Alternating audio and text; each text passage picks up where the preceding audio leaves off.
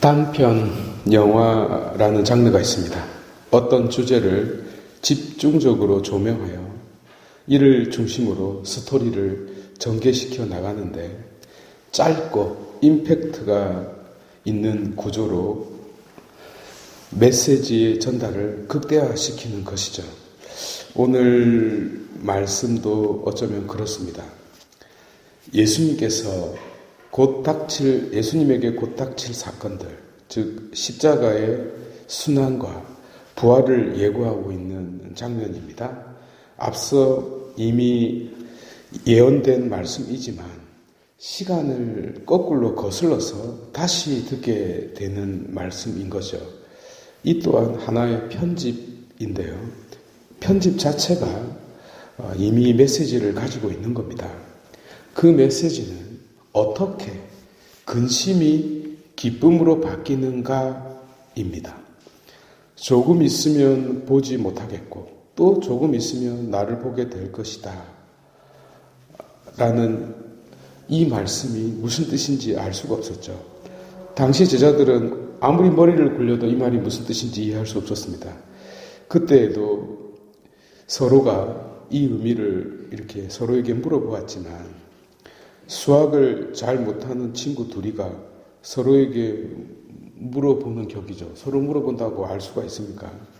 그럼에도 불구하고 그것은 당신 말씀 그대로 부활이었고 영원한 부활, 곧 성령의 임재와 현존의 실현이었습니다.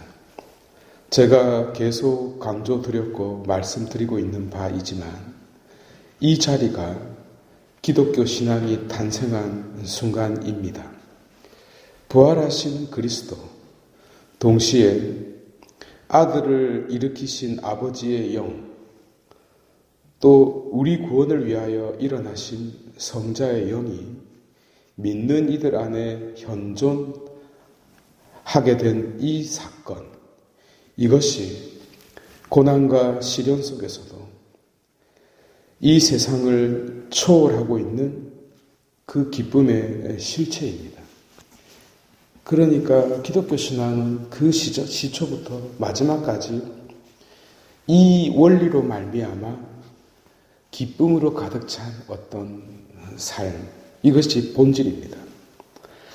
한편 사도행전 18장 1절에서 8절은 사도 바오로의 고린토 선교 여정과 그때 만난 사람들, 그리고 복음이 어떻게 전파되었는지를 상세히 기록하고 있습니다. 초창기 교회의 성장 과정과 바오로의 열정이 그리고 그 행적이 녹아 있는 것입니다. 바오로는 이 고린토에 도착했을 때 프리스킬라와 아킬라라는 이 부부를 만납니다. 우리가 금방도 들었듯이 이탈리아에서 이렇게 이제 추방되었기 때문에 거기서 만나게 된 거죠. 서로가 이방인이라고 할까요? 그런데 그 사람들은 바오로와 함께 그 천막을 만드는 일을 했습니다. 오늘날 한 10만 원, 한 수십만 원 하는 그런 텐트를 만들었다고 생각하시면 안 됩니다. 거의 이동식 집을 지었다고 생각하면 됩니다. 그러니까 왕, 귀족, 그리고 갑부들의 초막을 제작한 거예요.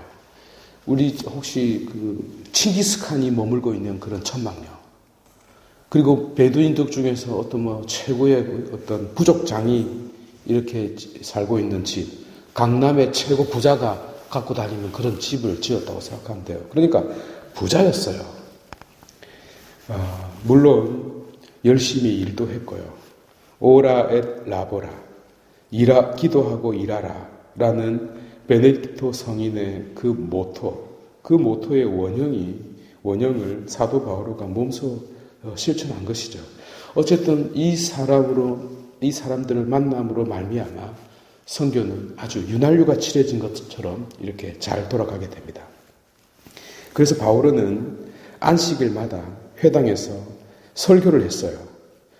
유다인들과 헬라인들을 권면했죠.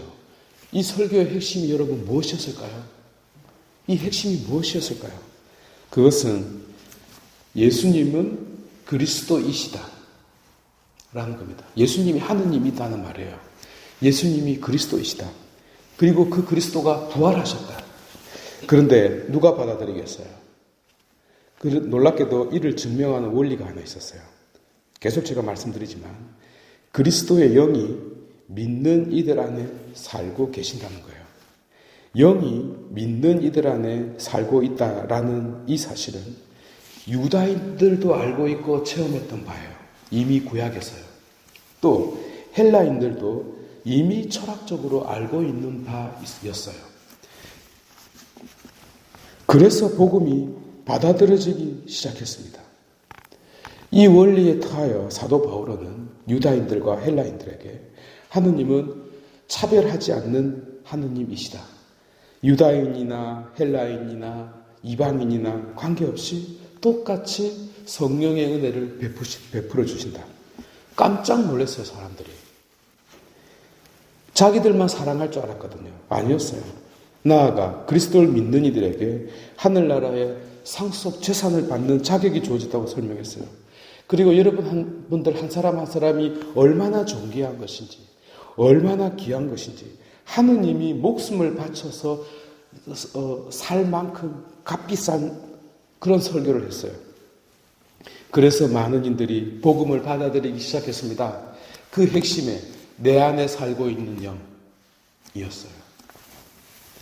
오늘날 우리가 복음을 전한다라고 할 때의 중요점은 뭐죠?